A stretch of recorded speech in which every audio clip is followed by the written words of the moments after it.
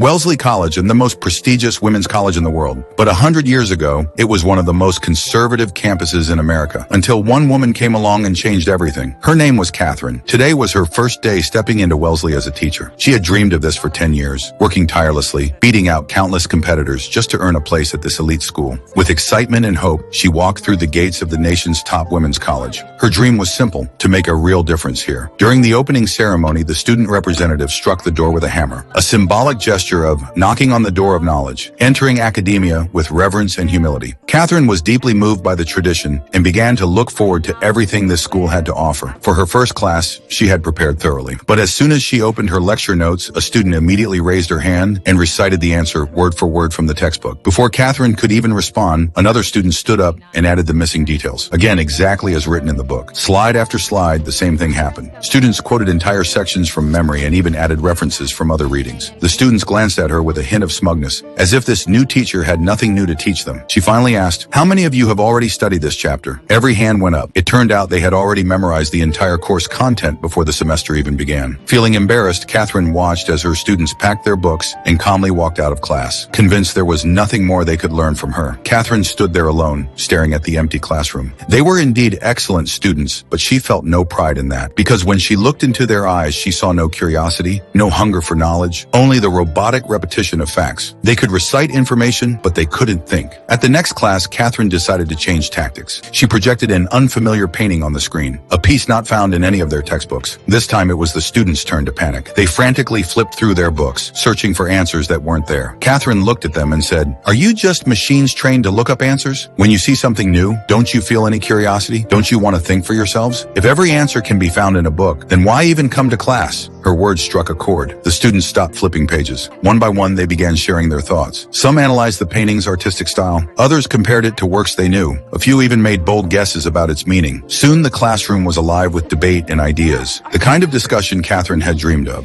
Watching her students finally start to think critically, Catherine smiled.